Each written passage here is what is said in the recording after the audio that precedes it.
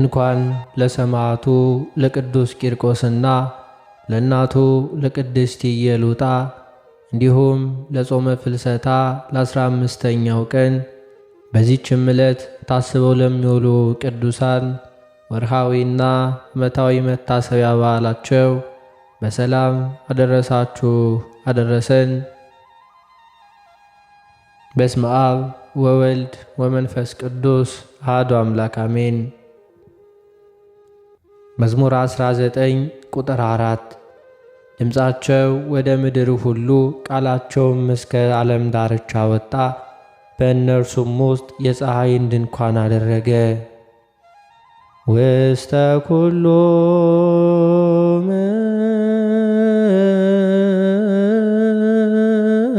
ምድር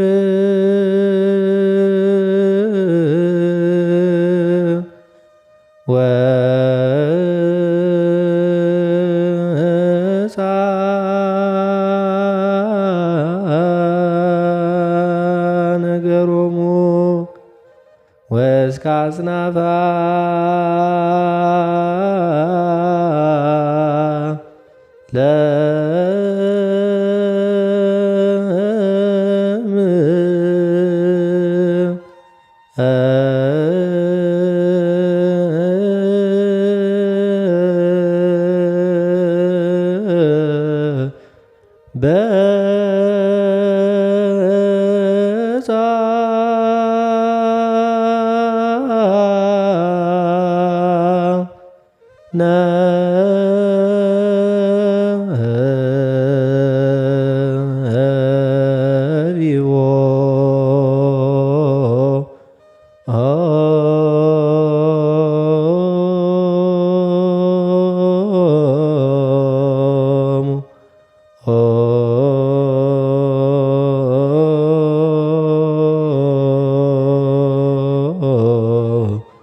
ወውስተ ፀሐይ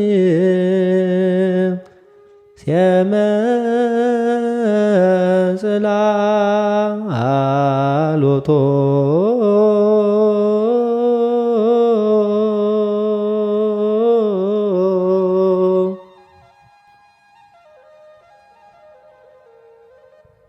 በሰማዕቱ በቅዱስ ቂርቆስና በእናቱ በቅድስት ኢየሉጣ በዓል ዕለት በጾመ ፍልሰታ በ15ኛው ቀን በነሐሴ 15 በቅዳሴ ጊዜ የሚነበብ የመጀመሪያው ምንባብ የሐዋርያው የቅዱስ ጳውሎስ መልእክት ወደ ቆሮንቶስ ሰዎች አንደኛ ቆሮንቶስ ምዕራፍ 12 ቁጥር 18 እስከ ፍጻሜ።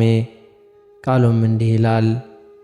አሁን ግን እግዚአብሔር እንደወደደ ብልቶቻችን እያንዳንዳቸው በአካል አድርጓል። ሁሉም አንድ ብልት ቢሆንስ አካል ወዴት በሆነ? ዳሩ ግን አሁን ብልቶች ብዙዎች ናቸው፣ አካል ግን አንድ ነው።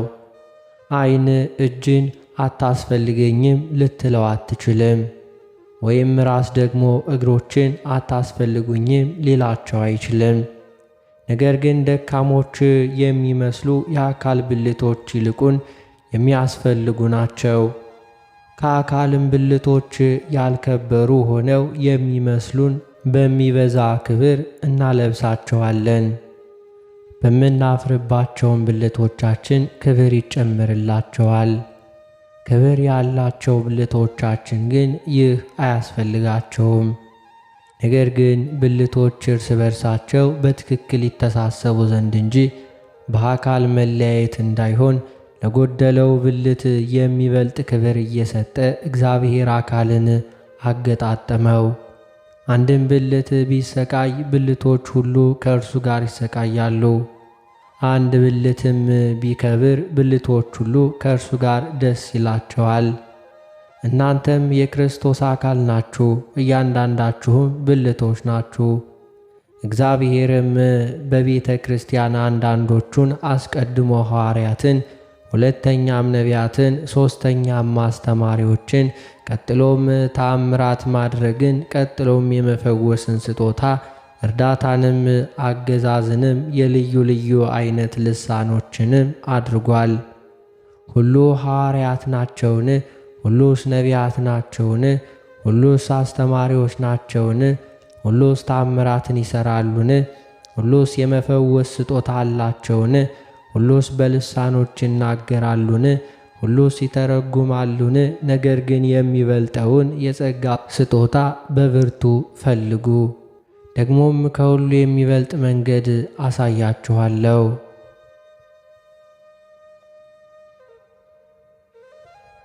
በሰማዕቱ በቅዱስ ቂርቆስና በእናቱ በቅድስት ኢየሉጣ በጾመ ፍልሰታ በ15ኛው ቀን በነሐሴ 15 በቅዳሴ ጊዜ የሚነበብ ሁለተኛው ምንባብ የሐዋርያው የቅዱስ ይሁዳ መልእክት ምዕራፍ 1 ቁጥር 16 እስከ ፍጻሜ።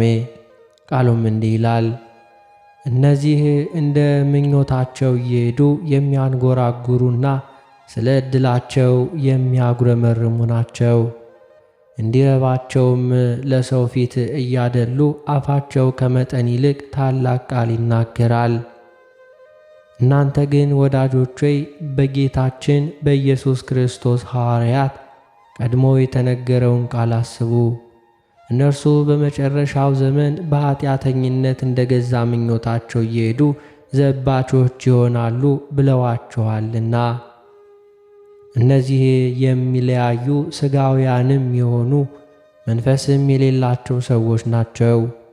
እናንተ ግን ወዳጆች ሆይ ከሁሉ ይልቅ በተቀደሰ ሃይማኖታችሁ ራሳችሁን ለማነጽ እየተጋችሁ በመንፈስ ቅዱስ እየጸለያችሁ ወደ ዘላለም ሕይወት የሚወስደውን የጌታችንን የኢየሱስ ክርስቶስን ምሕረት ስትጠባበቁ በእግዚአብሔር ፍቅር ራሳችሁን ጠብቁ።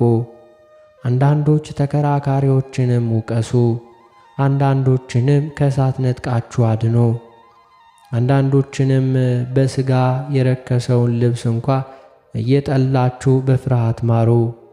ሳትሰናከሉም እንዲጠብቃችሁ በክብሩም ፊት ደስታ ነውር የሌላችሁ አድርጎ እንዲያቆማችሁ ለሚችለው ብቻውን ለሆነ አምላክና መድኃኒታችን ከዘመን ሁሉ በፊት አሁንም እስከ ዘላለምም ድረስ በጌታችን በኢየሱስ ክርስቶስ ክብርና ግርማ ኃይልም ሥልጣንም ይሁን፣ አሜን።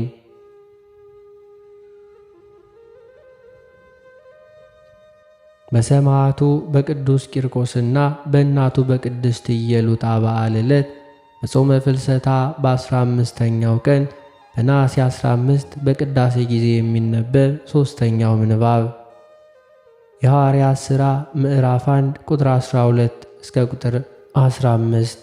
ቃሉም እንዲህ ይላል። በዚያን ጊዜ ደብረ ዘይት ከሚባል ተራራ ወደ ኢየሩሳሌም ተመለሱ። እርሱም ከኢየሩሳሌም የሰንበት መንገድ ያህል የራቀ ነው። በገቡም ጊዜ ወደሚኖሩበት ሰገነት ወጡ። ጴጥሮስና ዮሐንስም፣ ያዕቆብም፣ እንድርያስም፣ ፊልጶስም፣ ቶማስም፣ በርቶሎሜዎስም፣ ማቴዎስም፣ የእልፍዮስ ልጅ ያዕቆብም፣ ቀናተኛ የሚባለው ስምዖንም፣ የያዕቆብ ልጅ ይሁዳም፣ እነዚህ ሁሉ ከሴቶችና ከኢየሱስ እናት ከማርያም ከወንድሞቹም ጋር በአንድ ልብ ሆነው ለጸሎት ይተጉ ነበር።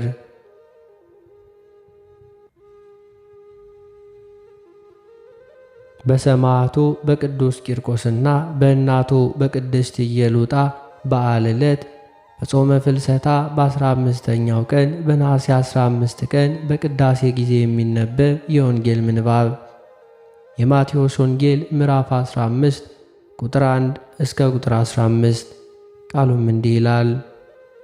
በዚያን ጊዜ ጸሐፎችና ፈሪሳውያን ከኢየሩሳሌም ወደ ኢየሱስ ቀረቡና ደቀ መዛሙርትህ ስለምን የሽማግሎችን ወግ ይተላለፋሉ? እንጀራ ቢበሉ እጃቸውን አይታጠቡምን? አሉት። እርሱም መልሶ እንዲህ አላቸው፣ እናንተስ ስለ ወጋችሁ የእግዚአብሔርን ትእዛዝ ስለምን ትተላለፋላችሁ? እግዚአብሔር አባትህንና እናትህን አክብር፣ ደግሞ አባቱን ወይም እናቱን የሰደበ ፈጽሞ ይሙት ብሏልና። እናንተ ግን አባቱን ወይም እናቱን ከእኔ የምትጠቀምበት መባ ነው የሚል ሁሉ አባቱን ወይም እናቱን አያከብርም ትላላችሁ። ስለ ወጋችሁም የእግዚአብሔርን ቃል ሻራችሁ። እናንተ ግብዞች፣ ኢሳይያስ ስለ እናንተ ይህ ሕዝብ በከንፈሩ ያከብረኛል፣ ልቡ ግን ከእኔ በጣም የራቀ ነው። የሰውም ሥርዓት የሆነ ትምህርት እያስተማሩ በከንቱ ያመልኩኛል ብሎ በእውነት ትንቢት ተናገረ። ሕዝቡንም ጠርቶ ስሙ አስተውሉም፣ ሰውን የሚያረክሰው ወደ አፍ የሚገባ አይደለም፣ ከአፍ የሚወጣው ግን ሰውን የሚያረክሰው ይህ ነው አላቸው። በዚያን ጊዜ ደቀ መዛሙርቱ ቀርበው ፈሪሳውያን ይህን ቃል ሰምተው እንደተሰናከሉ አወቅህን አሉት። እርሱ ግን መልሶ የሰማዩ አባቴ ያልተከለው ተክል ሁሉ ይነቀላል፣ ተዋቸው። ዕውሮችን የሚመሩ ዕውሮች ናቸው። ዕውርም ዕውርን ቢመራ ሁለቱም ወደ ጉድጓድ ይወድቃሉ አለ። ስለ ቃሉ የጌታችን የአምላካችን የመድኃኒታችን የኢየሱስ ክርስቶስ ስሙ የከበረና የተመሰገነ ይሁንልን።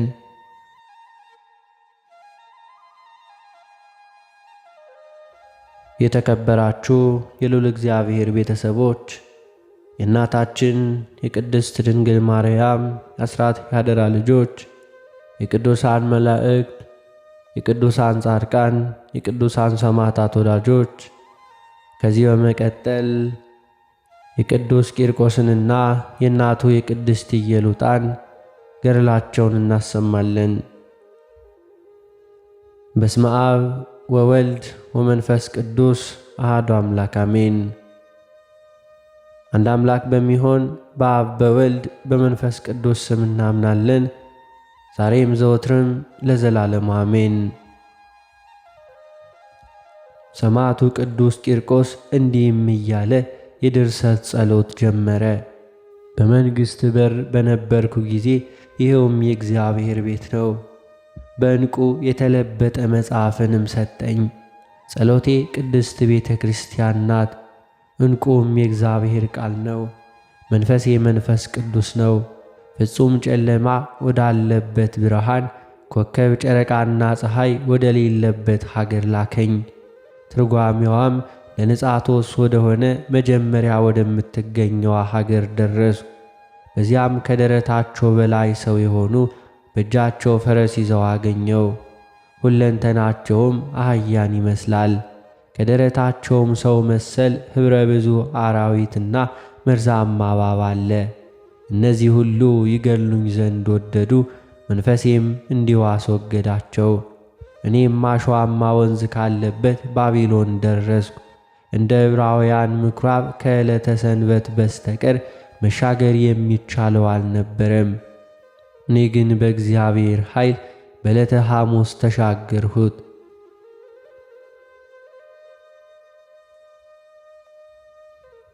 እንዲሁም ከዋሻውም የሚወጣው ውሃም እንዲህ ነበረ። በዚህ ወንዝ ያለውን ውሃ ማየት የሚቻለው አልነበረም። ወንዙን ተሻግሬ ከባሕሩ ማዶ ካለችው ሀገር ደረስኩ። በዚያችም ከደረታቸው በላይ ሰው በታችም ደግሞ ፈረስ የሚመስሉትን እንዲሁ አገኘው። በታች በኩል ፈረስ፣ መርዛማ እባቦች፣ ብዙ አጋንንትና 13,000 እባቦች፣ በላይና በታችም 309 እንዲሁ ኅብረ ብዙ አራዊት ነበሩ። ቁጥራቸው የበዛ ክፉ አጋንንትም ነበሩ። ይህ እባብም ታላቅ ነው፣ ጅራቱም ባፉ ነው። በጠዋትም ይወጣል አንድ ነው፣ እንዲሁም በፊቱም ወደ ጥፋት መንገድ ይሮጣል። ጥርሶቹም እንደ ተሳሉ ሰይፎች ናቸው። ጎኖቹም የወርቅና የብር ናቸው። አንገቱም ከብረት የተሠራ ነው፣ ጥፍሮቹም የብረት ናቸው። ሆዱ አለታማ ድንጋይ፣ ምግቡም ጳጳር የተባለ ምግብ ነው። ከፊቱና ከአፍንጮቹ የእሳት ነበልባል ሊወጣ ነበር። ዓይኑንም በገለጠ ጊዜ የዮርዳኖስን ውሃ ይሰበስብ ነበር። ዓይኑም ደረቅ ነበር። ይህም ከሳተ በኋላ ሔዋንን ያሳታት ከዙፋኑም የወደቀው ሰይጣን ነው። ይህ አዳምን ከገነት ያወጣው እባብ ነው። ይህም ወንድሙን ይገል ዘንድ ቃየልን ያስተማረው ይህ እባብ ነው። ይህ እግዚአብሔር በምድር ላይ ጥፋትን እንዲያመጣ በሰው ላይም ክፋትን ያበዛ እባብ ነው። የረአይትን ልባቸው እንዲታበይም ያደረገ ይህ እባብ ነው። ይህ እባብ ኃጢአትን ሁሉ ያመጣ ነው።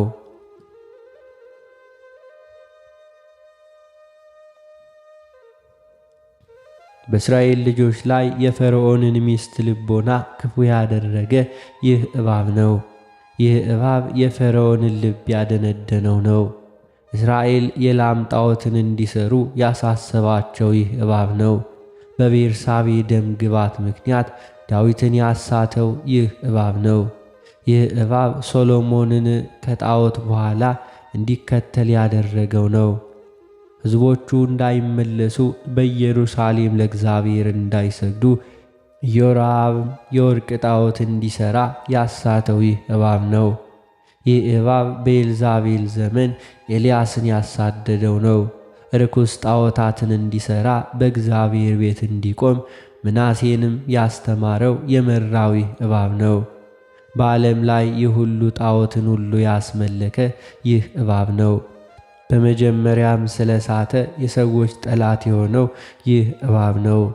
ከዚህም በኋላ አየኝና ተከትሎ ሊገለኝም ወደደ። ያን ጊዜ ጌታ ኢየሱስ ክርስቶስ ከቅዱሳን መላእክቶቹ ጋር ወረደ፣ እባቡንም አቃጠለው፣ የአጋንንትን በሮች ሁሉ አስወገደ። እንዲሁ ተበትነው የቀሩ የእስራኤልንም ሰዎች ሰበሰበ። በዚያም ሀገር አደሩ። የበራ መድረክም ምልክት ይህች ናትና ግዛቱም 300 ክንድ የሚሆን ታላቅ የብረት ጣዖት ነበር። በአፉም ውስጥ 4 ክንድ ነበረ። ብረቱም ሁለንተናው የተጻፈበት ነበር። በዚያም ቦታ የብረት ምልክት አልነበረም። ሕያው ነፍስ ያለው እንደዚሁም በዚያ ማለፍ አይችልም ነበር። ከቤተ መንግሥቱ በር ደርሼ ይህንን ጸሎት በጨረስኩ ጊዜ ዲያብሎስ በሽማግሌ ሰው ተመስሎ ያለቅስ ጀመር። ወዮልኝ! ወይት አለብኝ! በ3 ዓመት ሕፃን ልጅ ተሸነፍኩኝ! ወዮልኝ! ወይት አለብኝ! ለዚህ ሕፃን መሳቂያ የሆንኩ እኔ የብረት ችንካሬንም የት ልወሩረው? እንግዲህ የማደርገውን አላውቅም። የጣዖታት ቤቶች ወደቁ፣ መዝገቦችም ፈራረሱ። በ3 ዓመት ሕፃን በመሸነፍ አፍሬአለሁ አለ።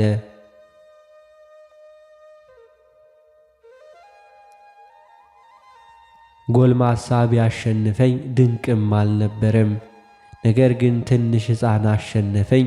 ምን ላድርግ? ከእንግዲህ ወዲህ ወደ ሽማግሌ ሰው ልመለስ፣ እንዲሁም እርሱ ይሰማኛልና ይህንንም ዓለም ይወዳልና፣ ወይንስ ቢቻለኝስ ወደ ጎልማሳው ልግባ? የቤተ ክርስቲያን አምድ የሆነ ጴጥሮስን እንዲሁ አነዋወስኩት፣ የጠቀመኝ ግን አልነበረም። ወደ ጎልማሳው ብሄድ እነሆ ጎልማሳው ጳውሎስ ድል አደረገኝ። ወደ ታናሽ ሕፃን ልገባ ብልም ከዚህ ሕፃን ያነሰ የለም። ወደ እንስሳም ልግባ ብል እንስሳ አይናገርም። በትዕግሥቱም ብዛት የሚያስደስት ታምራቱ ኃያሉ ቂርቆስ ባሸነፈው ዕለት መዋረዱና መውደቁ ሲገለጥ የተናገራትም ይህች የሰይጣን አነጋገር በእጁ ውስጥ በግዛቱ እንዳሉ ነፍሳት የእሱንም ነፍስ ሊያገዛት በወደደ ጊዜ በመስቀል ላይ እያለ ክርስቶስ ባሸነፈው ዕለት ሰይጣን ወደ እርሱ ቀርቦ ከዚህ ቀደም የተናገራትን ነገሩን መሰለቻት። ያን ጊዜ ምስጋና ይግባውና ክርስቶስ ገሰጸው። በመስቀሉም ዙሪያ የሰማይ ሰራዊት ሁሉ ደንግጠው ተመለከቱ። በክፉ ሥቃይም ተያዘ፣ ፈጽሞም ፈራ። የእግዚአብሔር ልጅ እንደሆነም ተረዳ። የጥምቀት ዕለትም በዮርዳኖስ ወንዝ ዳግመኛ በደብረ ታቦር እግዚአብሔር አብ እንደመሰከረለት አወቀ።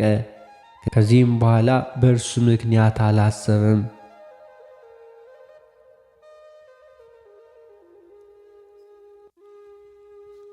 በእርሱም ነፍሳት ወዳሉበት ገብቶ ያወጣቸው ዘንድም ሳይችል ቆሞ ቀረ። ሥራዎቹ ሁሉ ከጌታችን ጋር ያደረጋቸው ተቃውሞዎች በፊቱ የተገለጡ ነበሩ። ከዚህም በኋላ እስከሚወድቅ ድረስ ጥንቱን ከመላእክት ጋር የነበረውን ክብር ሁሉ አስታወሰ። እግዚአብሔርም ከእርሱ ክፋት የተነሳ ሊወስድበትም ቢቻለው የወደደውን ሁሉ ያደርግ ዘንድ ኃይሉንም ተወለት። ልዑል እግዚአብሔር ከአይሁድ ጋር ያደረጋቸውን ሥራዎቹን ሁሉ ታገሰ። እርሱ ግን ከክፋቱ የተነሳ እምቢ አለ። ሰማይና በውስጡ ያሉትን ምድርና በእርሷ ላይ ያሉትን እንዲሁ በፊቱ መቆም የማይችሉ ሲሆኑ በጲላጦስ ፊት ቆሙ። ነገር ግን በመጨረሻ እግዚአብሔር ይከፍለዋልና። ከዚህም በፊትና ከዚህም በኋላ የሆነውን እንተወውና ያን ጊዜ ሰይጣን ሥጋን ተዋህዶ ከሥልጣኔ ያሸነፈኝ ማን ነው? ከሙታን ተነስቶ ሲኦልን ረግጦ ሞትን በሞቱ አጠፋው እስከሚለው ድረስ ያለውን አሰምቶ ተናገረ። ከዚህም በኋላ ሰይጣን አሸናፊነት ለአሸናፊው ቂርቆስ ተሸናፊነት ደግሞ በእርሱ ላይ እንደሆነ በተረዳ ጊዜ ከዚህም በኋላ ወደ ገዢው ልቡና እገባለሁ፣ በሕይወትም እንዳይኖር እገድለዋለሁ፣ ከዚህም ሕፃን ድካም አርፋለሁ አለ። ያን ጊዜ ገዢው ባለሟሎቹን በፊታችሁ ሰይጣንን በጥንቁልናው እንደሚያስለቅሰው ተመለከታችሁን? ያልሰማነውን ምስጢር ነገረን አላቸው። ያን ጊዜ ማር ቂርቆስ ጸለየ፣ ቀዝቃዛ ውሃም አፈለቀ። 11,004 ሰዎችን ረጫቸው፣ የንስሐ ጥምቀትም ሆነላቸው። ከዚህም በኋላ ከሚፈላው ውሃ ጋን ውስጥም ወጣ።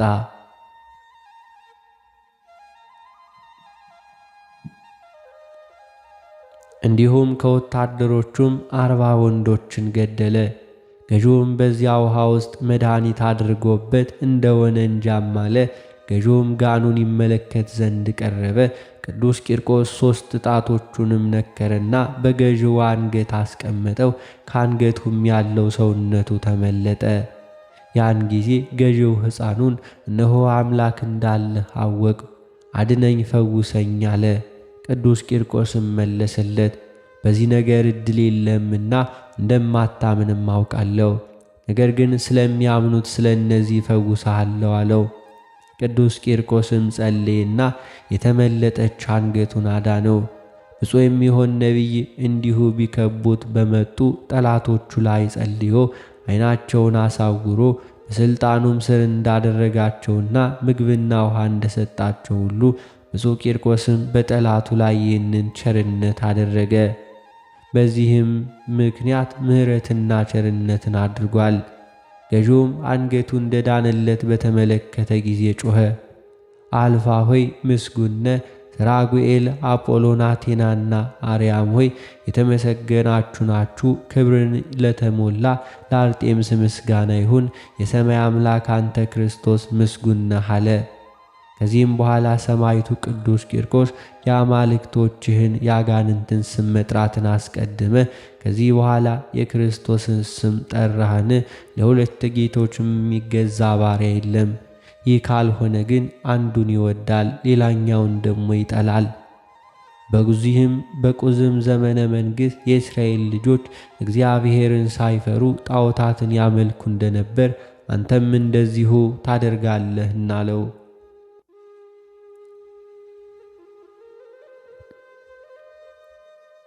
ገዢውም እኔ ከምታደርስብኝ ሥቃይ ድን ዘንድም 2 አማልክትን ተማጽኛለሁ አለው።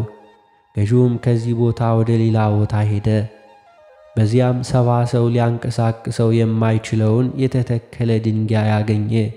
ገዢውም ያን ድንጋይ ይከፍቱ ዘንድ አዘዘ። የቅዱሳኑን ራስ እስከ ጭናቸው ድረስ እንዲህ ጎትቶ አድርጎ ውስጡንም በሳው፣ እንዲሁ ሸነቆረው። ስለታማ የእርሳስና ናስ ብረት አደረገ። በውስጡም ማሰቃያ መሳሪያንም አቆመ። ወታደሮቹ ቅዱሳን ከላይ አስተኟቸው፣ ጭናቸውን በገመድ አስረውም ጎተቷቸው። ድንጋዩም ከመሬት የተጣበቀ ነበር። እነርሱ በውስጥ ነበሩ። ሲጎትቷቸውም የቅዱሳኑን ሰውነት ተቆራረጠ፣ እንደ ጥቃቅን አሸዋም ሆነ። ያን ጊዜ የእግዚአብሔር መልአክ ከሰማይ መጣና ከችግርና ከስቃይ አዳናቸው። ገዢውም እነዚህን ሰዎች በስድስተኛው ችሎት በሰይፍ ካልቀጣኋቸው የሚቻላቸው የለም፣ በፍጥነትም እንዲያሰቃዩአቸው አዘዘ። ማር ቂርቆስም ለተጠራበት አጠራር ዓላማ ከእናቱ ከኢየሉጣ ጋር እየጸለየ ሳለ የእግዚአብሔር መላእክትም ከበቧቸው።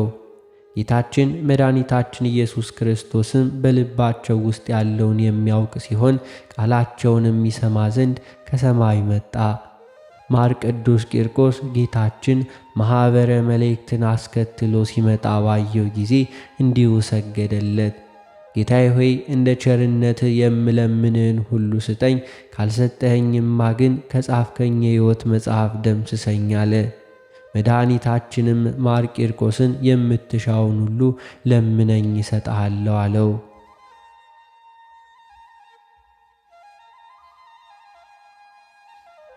ቅዱስ ቂርቆስም አምላኩን ሥጋዬን በምድር እንዲቀበር አታድርግ፣ በስሜም የሚጸልይ መታሰቢያዬንም የሚያደርጉትን በእኔ ስም ቤተ ክርስቲያን የሚሠሩትን ሰማዕትነቴን በተቀበልሁባት ዕለት በዓሌ የሚከበርበትን ሁሉ በሰማይ ዋጋውን ስጣቸው። ስንዴያቸውንና ወይናቸውን በምድር አብዛ፣ ሀብታቸውን ሁሉ ባርክ። ቤተ ክርስቲያኔ በተሠራበትም የከብት ሞት አይምጣ፣ በሽታም ወደ ሰው አይቅረብ፣ የእህል ማነስና የውሃ መድረቅም አይሁን አለ። በዚህም የእግዚአብሔር ቃል መንፈሳዊ ትምህርት አይጉደል። ከዚያ ቦታም ጋኔን ይሰደድ። የተጋድሎዬንም መጽሐፍ የጻፈውን በገንዘባቸውም ያጻፉትን በኋለኛው ዘመን ዋጋቸውን አድላቸው። የተጋድሎዬንም መጽሐፍ የሚያነቡትን በስሜ መባ የሚያስገቡትን ለችግረኞች ገንዘባቸውን የሚሰጡትን መልካም የሆነ ዋጋውንም ስጣቸው። ጋኔን ያደረበትም ሰው ወደ ቤተ ክርስቲያኔ ከመጣ እንዲሁ ይፈወስ፣ ሰይጣንም ከእርሱ ይወገድ። ያደረበት ሰውም ሰላምን ያግኝ። ብዙ ኃጢአት ያለበት ሰው ወደ ቤተ ክርስቲያኔ መጥቶ ስሜንም በመጥራት ከጸለየ በፍጹም ልቧም ከለመነና እንዲሁም ካለቀሰ የዕዳ ደብዳቤያቸውንና ኃጢአታቸውን ደምስስላቸው እያለ ወደ እግዚአብሔር አምላክ ጸለየ። መድኃኔ ዓለምም የለመንከኝን ሁሉ አንተ ያላሰብከውን እሰጥሃለሁ። እነሆ በቤተ ክርስቲያን 300 መላእክትን እሾማለሁ። በወረቀት ይጻፉት፣ ለእኔም ሁሉ ትሰጠኝ ዘንድ ይሰጡሃል። አንተ ከ7ቱ ሊቃነ መላእክት ጋር በቀኜ እንደምትቆም ጠንቅቀህ እወቅ። እነሆ ሥጋህንም በሰረገላ ኤልያስ አስቀምጣለሁ። ከመንገድም ጠራጊው ከዮሐንስ መጥምቅ በቀር ሴቶች ከወለዷቸው እንዳንተ ያለ አልተገኘምና አለው።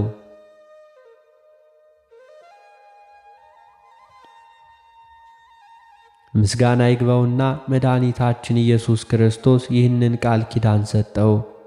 በዚህም ጊዜ ድል አድራጊው ቅዱስ ቂርቆስ ሰማዕትነትን ተቀበለ። ታላቅ ብርሃንም ሆነ። ጥር 15 ቀን ተጋድሎውን ፈጸመ። የከበረች ኢየሉጣም በሌሊቱ በ2 ሰዓትም ለ40 አጥቢያ ሰማዕትነትን ተቀበለች።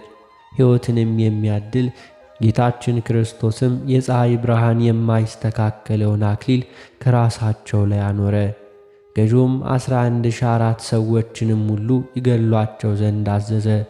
ወታደሮቹም እንዳዘዛቸው አደረጉ። ከገደሏቸውም በኋላ የቅዱሳኑን ሥጋ በተኑ።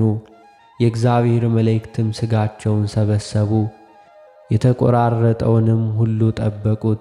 ጥር 16 ቀን ሰማዕትነትን ተቀበለ።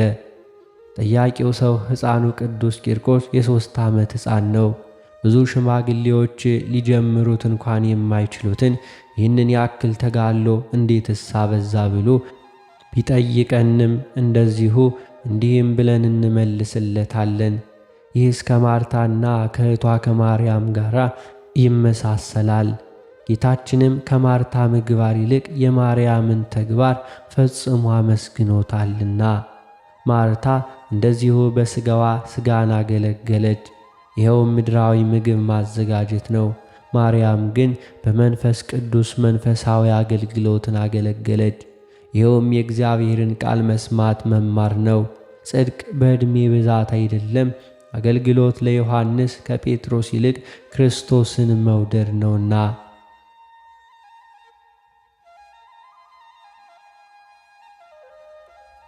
የብፅዕት ኢየሉጣ ሕፃን ከሮም ሴቶች ይልቅ የተባረከች እንዳትሆን አልከለከላትም። እንደ ባልቴቷ ኤልሳቤጥና በቤተ መቅደስ ለ84 ዓመት ያክል በጾምና በጸሎት እንዳገለገለች እንደ ፋኑኤል ልጅ እንደ ነቢይት ሐና ጸጋን የተሞላች ሆነች እንጂ። ጽድቅም ብዙ ነገርን በማቅረብ አይደለም። ጌታችንም 2 ጸሪቅ ስላመጣችዋ ሴት ይህች ሴት ከባለ ጠጎች ሁሉ እንዲሁ ይልቅ አብዝታ መጣች ብሏታልና። ቀራጩም ጾሙም ምጽዋቱና ጸሎቱን ሁሉ ብዙ ከሆነ ከፈሪሳውያን ይልቅ በትሕትናው ጸደቀ። በፈሪሳውያን በስምዖን ቤትም እያለ በእንባዋም የፍቅሯን ጽናት የገለጠች ኃጢአተኛዋን ሴት እግዚአብሔር አመሰገናት፣ ፈጽሞም ወደዳት፣ ብዙ ኃጢአቷንም ይቅር አለላት። በቀኙ የተሰቀለውንም ወንበዴ በሚሞትበት ጊዜ ራሱን ወቀሰ። በመንግሥቱም በሚመጣ ጊዜ እንዲያስበው ጌታችን ተማጸነ፣ ገነትንም አደለው። የሕፃኑ የቂርቆስ ተጋድሎ ብዙ ነው። የእግዚአብሔር ጸጋ በዝቶበታል። ዕድሜዎቹም 3 ዓመት ናቸው። በእግዚአብሔርና በመላእክት ዘንድም የተመሰገኑ ናቸው። ጥቅም ከሌላቸው ከአእላፍ ዘመናት ይሻላሉና። አሁንም ማርቂርቆስ ዘወትር በእግዚአብሔር ቀኝ ቆማለ፣ ስለ እኛም ይቅርታን ይለምናልና። የሰማዕታቱና የሕፃኑ ቂርቆስ የእናቱም የቅድስት ኢየሉጣን ተጋድሎ የሚናገረው መጽሐፍ ተፈጸመ። ጸሎታቸውና በረከታቸው ከእኛ ከሁላችን የጥምቀት ልጆች ከምንሆን ሕዝበ ክርስቲያን ጋር ለዘላለሙ ይኑር አሜን።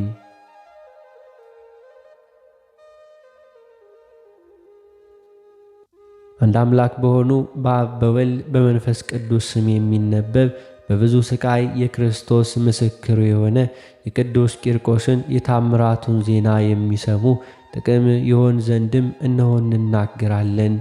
ጸሎቱ የረዳትነቱም ሀብት ከአገልጋዮቹ ከኛ ከሕዝበ ክርስቲያን ጋር ይሁን ለዘላለሙ አሜን። በተቀደሰችዋ በሮሃ ሀገር የአምላኩን የክህነት ሥልጣን የተቀበለ ጻድቅና ካህን የሚሆን አንድ ንጉሥ ነበር። የዓለምን ሁሉ ተድላ ንቆ መንግሥቱን ከተወ በኋላ በገዳም ሲኖር ለ40 ዘመን ያክል በበዓላትና በሰንበታት ቀን ከሰማይ ኅብስትና ወይን ይወርድለት ነበር። ክቡር ሥጋው ባረፈበት ቦታም የእውነተኛነት ምልክቱ እስከ ዛሬ ድረስ አለ። በንግሥናውም እያለ መንፈስ ቅዱስ እንደተመለከተው በእግዚአብሔር ፈቃድ በባሕር ላይ ቤተ ክርስቲያንን ይሠራ ዘንድ ተነሣ። ንጉሥ ይምርሃነ ክርስቶስም በግዛቱ ያለው ሕዝብም የቤተ ክርስቲያኑን መሠረት ያሳምሩት ዘንድም ሁሉም እያንዳንዱም ድንጋይ አፈርና እንጨት እንዲሸከም አዋጅ ነጋሪዎችን አዘዘ። ከባሕሩም ወደብ አጠገብ ቆሞ ሳለ ለቤተ ክርስቲያን መሠረት የሚሆን ረብረብ በባሕር ላይ ይሠራ ዘንድ አንዱ አገልጋዩ ወደ ባሕርም ገባ። ይህንንም ሲሠራ የባሕሩ ጋኔን መጣና እንዲሁ መታው፣ ፈጥኖም ሞተ። ንጉሥ ይምርሃነ ክርስቶስ የሰይጣንን ተንኰል በተመለከተ ጊዜ ፈጽሞም አዘነ። ስለ ሞተም አገልጋዩና ስለ ቤተ ክርስቲያኑም ማሰራር በዚህ ጋኔን ላይም ምን ማድረግ እንዳለበት እያሰበ ሳለ ስለ ጽድቅ የተጋደለ ማርቂርቆስ በታላቅ ክብር በድንገት ተገለጠለት። ተቀብተህ የነገሥህና የከበርክ ካህን ሆይ ሰላም ላንተ ይሁን። አገልጋይህን እኔ ያስነሳልሃለሁ፣ ጋኔኑንም በአምላኬ ሥልጣን እበቀለዋለሁ። በሚያደርግልህም በዚያም ቦታ በምታሳንጸው ቤተ መቅደስ በስሜ የተሰየመውን ታቦት አስቀምጣለው።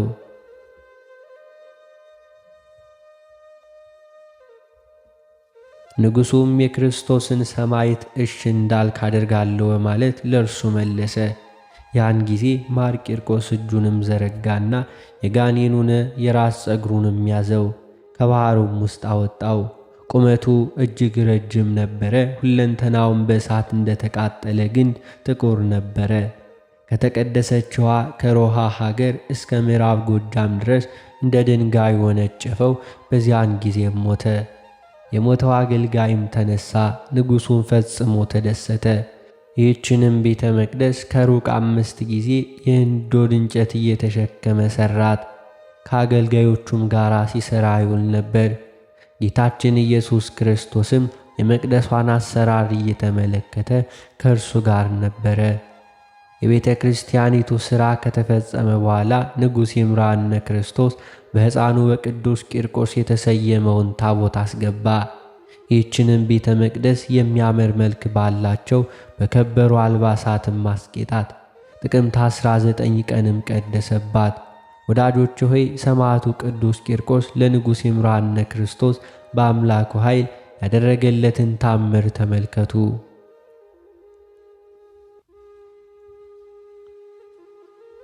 ጸሎቱና በረከቱ ከወዳጆቹ ጋር ይሁን ለዘላለሙ አሜን።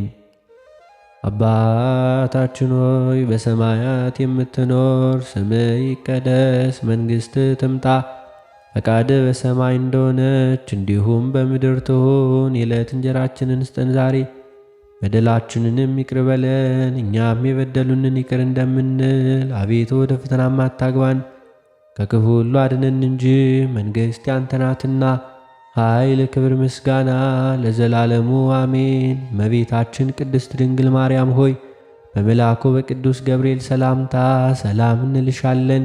በሐሳብሽ ድንግል ነሽ፣ በሥጋሽም ድንግል ነሽ። አሸናፊ እግዚአብሔር እናት ሆይ ሰላምታ ላንቺ ይገባሻል። ከሴቶች ሁሉ ተለይተሽ አንቺ የተባረክሽ ነሽ፣ የማኅፀንሽ ፍሬ የተባረከ ነው። ጸጋን የተመላሽ ቅድስት ሆይ ደስ ይበልሽ፣ ሉል እግዚአብሔር ካንቺ ጋር ነውና ከተወደደው ልጅሽ ከጌታችን ከመድኃኒታችን ከኢየሱስ ክርስቶስ ዘንድ ይቅርታና ምሕረቱን ለምኝልን ኃጢአታችንንም ያስተሰርይልን ዘንድ ለዘላለሙ አሜን።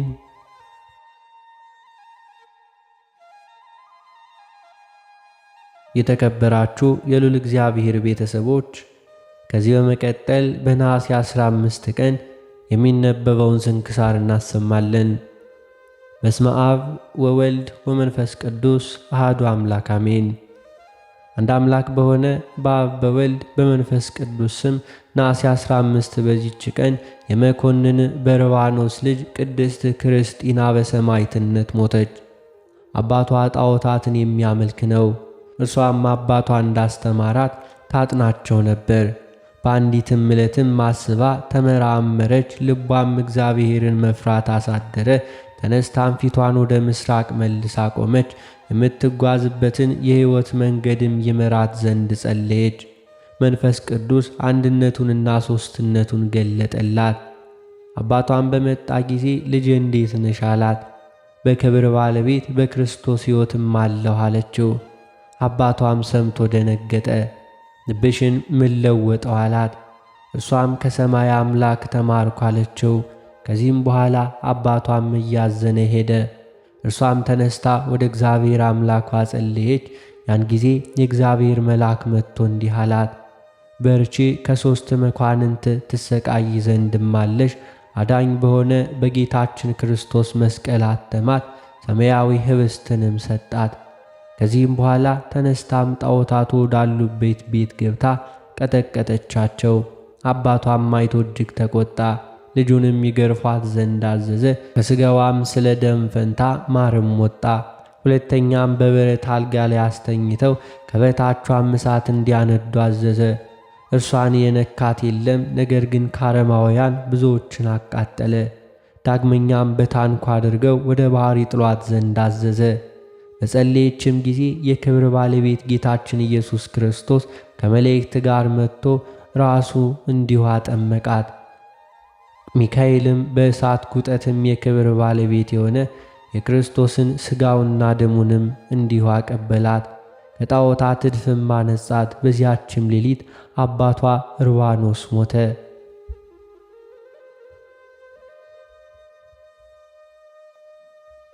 ከዚህም በኋላ ስሙ ዲዮስ የሚባል ሌላ መኮንን መጣ።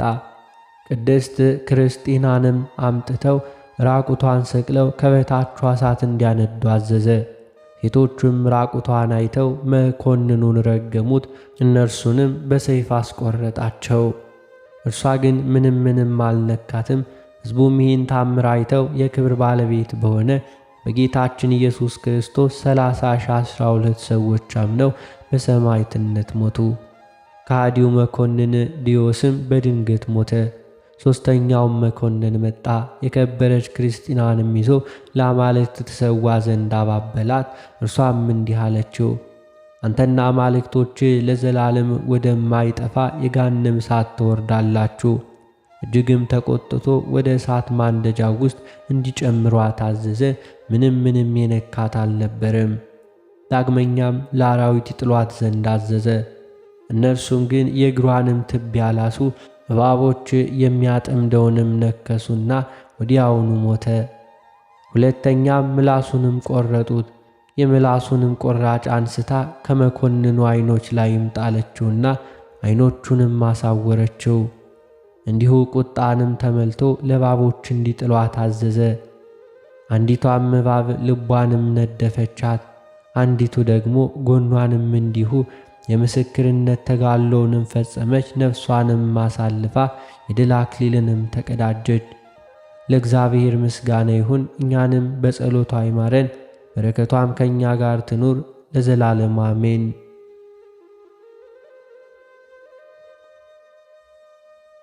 በዚህችም ቀን የአንድ ክርስቲያናዊ ባለጸጋ ሰው ልጅ ቅድስት እንባ መሪና አረፈች። የዚህችም ቅድስት የእናቷ ስም ማርያም ይባላል። ሕፃንም ሆና ሳለች እናቷ ሞተች።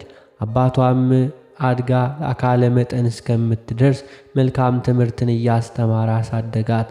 አባቷም እርሷን አጋብቶ እርሱ ወደ አንድ ገዳም ሂዶ ይመነኩስ ዘንድ ወደደ። እርሷም አባቷን ያንተን ነፍስ አድነ የኔን ነፍስ ታጠፋ ዘንድ እንዴት ይቻልሃል? እርሱም ስለ አንቺ እንዴት አደርጋለሁ? ከገዳሙ ውስጥ ሴት አይቀበሉምና አላት። እርሷም እንዲህ አለችው፣ አባቴ ሆይ የሴቶችን ልብስ ከላይ አስወግደ የወንዶችን ልብስ አልብሰኝና ካንተ ጋር ውሰደኝ አለችው። የልቧን ጽናት አይቶ የወንድ ልብስንም አልብሶ ከእርሱ ጋር ወሰዳት። የቀድሞ ስሟ መሪና ነበረ። አሁን ግን ስሟን ለውጦ እንባ መሪና ብሎ ጠራት። ገንዘቡንም ሁሉ ለድሆችና ለጦም አዳሪዎች በተነ። ልጁንም በወንድ ስም እየጠራ ከእርሱ ጋር ወሰዳት። ወደ አንድ የመነኮስ ገዳምም ደርሰው በዚያም እየተጋደሉ ኖሩ። ከዚህም በኋላ አባቷ ታመመ። ለሞትም በቀረበ ጊዜ አበምኔቱ ጠርቶ እርሷን ልጁን አደራ ሰጠ። ስለ ገዳሙም አገልግሎት ከገዳሙም እንዳትወጣ። ከዚህም በኋላ አረፈና ቀበሩት። የከበረች እንባ መሪናም ከአባቷ ተለይታ ብቻዋንም ቀረች። በጾም በጸሎት በስግደት ከቀድሞው እጥፍ አድርጋ ተጋድሎንም ጀመረች። ከዚህም በኋላ የገዳሙ መነኮሳት ይህ ወጣት መነኮስ ከእኛ ጋር ለገዳሙ አገልግሎት ለምን አይወጣም ብለው ተቃወሟት። እንዲሁም አበምኔቱን ባስጨነቁት ጊዜ ከእነርሱ ጋር ሰደዳት። ለመነኮሳቱም ቀለብ የሚሆነውን የገዳሙንም እህል የሚሰበስብ አንድ ሰው አለ።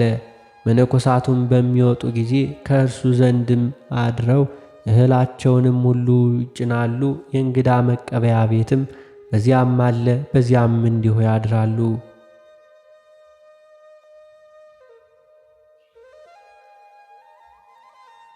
በዚያችም ዕለት ከጎረቤቱም አንድ ጎልማሳ ሰው መጥቶ በዚያ ሰው ቤትም አድሮ የልጁን ድንግልና ጠፋ።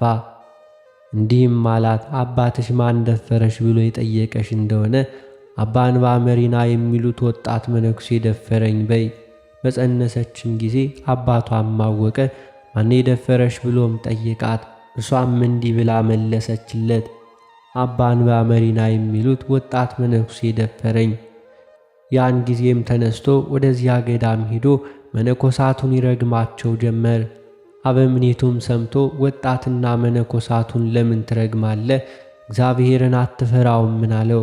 እርሱም በልጁ ላይ የሆነውን ሁሉ ነገረው። እንዲህም አለው፣ አባ እንባ መሪና የሚሉት ወጣት መነኩሴ የልጄን ድንግልና ስለደፈረ ስላጠፋም ነው አለው።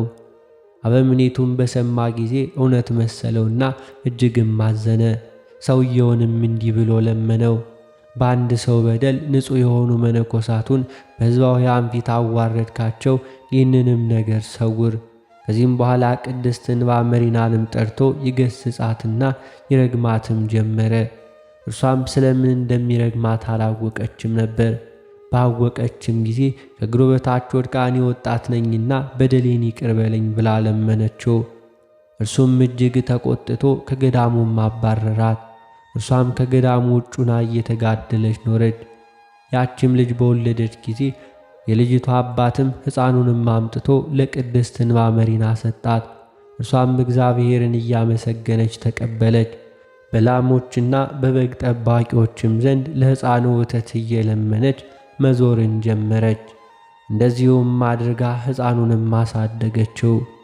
ከ3 ዓመትም በኋላ መነኮሳቱም ተሰብስበው አበምኔቱን ለመኑት። አባ እንባ መሪናን ይቅርታ አድርጎለት ወደ ገዳሙ ይመልሰው ዘንድ። እርሱም ልመናቸውን ተቀብሎ ከመነኮሳቱ ጋር ቀላቀላት። ይኸውም ከባድ ቀኖና ከተሰጣት በኋላ ነው።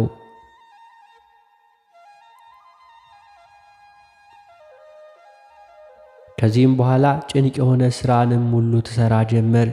የመነኮሳቱንም ቤት ጠርጋ ተሸክማ ወስዳም ከገዳሙ ውጭም ትጥለዋለች። ውሃንም ቀድታ ታጠጣለች፣ ምግባቸውንም ታዘጋጃለች። ያም ሕፃን አደገ፣ የቤተ ክርስቲያንን ትምህርት ተምሮም መነኮሰ።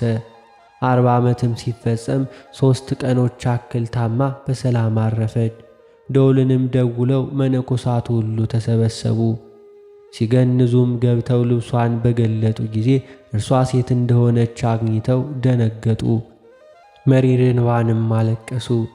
አበምኔቱም በመጣም ጊዜ ያለ በደሏ ከባድ ንስሐ ቀኖና ስለሰጣትና በእርሷ ላይም ስላደረገው ተግሣጽ መሪር እንባን አለቀሰ። ከዚህም በኋላ መልእክተኞችን ልኮ የዚያን የሐሰተኛ ልጅ አባቷን አስመጥቶ እንባ መሪና ሴት እንደሆነች ነገረው። ከዚህም በኋላ በርኗንም ተሸክመው ይቅር ይበለን የሚል ቃልም ከበርኗ እስከሰሙ ድረስ አቤቱ ማረን ክርስቶስ እያሉ ጸለዩ። ከዚህም በኋላ በዝማሬና በማይሌት ከብዙ ለቅሶ ጋር ገነዟት፣ ከሥጋዋም ተባርከው ቀበሯት። እነሆ እግዚአብሔር ክፉ ሰይጣን አዟት ያቺ ሐሰተኛ ሴት ልጅና ድንግልናዋን የደፈረውን ጎልማሳ ያዘችው። እየጎተተም አሰቃይቶ ይቀጣው ጀመር። ወደ ቅድስት እንባ መሪና መቃብር ሂደው ኃጢአታቸውን በሕዝቡ ሁሉ ፊት እስከሚያምኑ እጅግም አሰቃያቸው። ከመቃብሯም ቁጥር የሌላቸው ድንቆች ታምራቶች ተገለጡ። ለእግዚአብሔር ምስጋና ይሁን፣ እኛንም በጸሎቷ ይማረን ለዘላለሙ አሜን።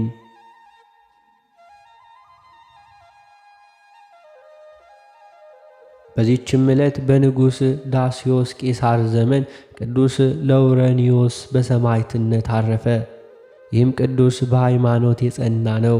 የክብር ባለቤት ስለሆነ ስለ ክርስቶስ ሃይማኖትም ሊቀ ዲቁናንም ተሹሞ የሊቀ ጵጵስናውንም ገንዘብ ይጠብቅ ነበር። ንጉሡም ይህ ስለ እርሱ ሰምቶ አምጥተው ከወህኒ ቤት እንዲያስገቡ ታዘዘ። ባስገቡትም ጊዜ በዚያ ዕውር ሰው አገኘና ዓይኖችህንም ይገለጡ ዘንድ ሕያው እግዚአብሔር ልጅ አምነ በስሙ ትጠመቃለህን አለው። ዕውሩም አዎን ጌታ ያለው። ያን ጊዜ በውሃ ላይ ጸልዮ በአብ በወልድ በመንፈስ ቅዱስ ስም አጠመቀው። ያን ጊዜ ዓይኖቹ ተገለጡ። እንዲሁም ብሎ ጮኸ፣ በአገልጋዬ በለውረኒዮስ ዓይኖች የተገለጡ የገለጠ የክብር ባለቤት ጌታችን ኢየሱስ ክርስቶስ ይክበር ይመስገን ብሎ ጮኸ። ይህንንም ድንቅ ታምር አይተው ብዙዎች አመኑ። ንጉሡም በሰማ ጊዜ የከበረ ለውረኒዮስን ወደ እርሱ ያቀርቡት ዘንድ አዘዘ። ባቀረቡትም ጊዜ ለአማልክት እንዲሰዋ አስገደደው። አባበለውም እምቢ ባለው ጊዜ ጥርሶቹን በድንጋይ ሰበሩ። ልብሶቹንም ገፈው በብረት አልጋ ላይ አስተኝተው ሥጋው እስኪቀልጥ ድረስ ከበታቹም እሳት አነደዱ። እርሱም ነፍሱ እስካለፈ ድረስ ወደ ፈጣሪው ይጸልይ ነበር። መላእክትም ሃሌሉያ እያሉ ተቀብለው ወደ ኢየሩሳሌም ሰማያዊትም አስገቡት። ለእግዚአብሔር ምስጋና ይሁን፣ እኛንም በጸሎቱ ይማረን፣ በረከቱም ከእኛ ጋር ትኑር ለዘላለም አሜን።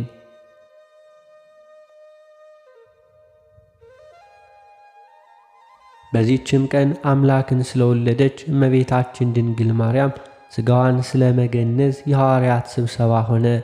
ጸሎቷና በረከቷ የሐዋርያትን በረከታቸው ከእኛ ጋር ይኑር ለዘላለሙ አሜን። አነሳስቶ ላስጀመረን አስጀምሮ ላስፈጸመን ለጌታችን ለአምላካችን ለመድኃኒታችን ለኢየሱስ ክርስቶስ ክብርና ምስጋና ይገባል፣ ዛሬም ዘውትርም ለዘላለሙ አሜን።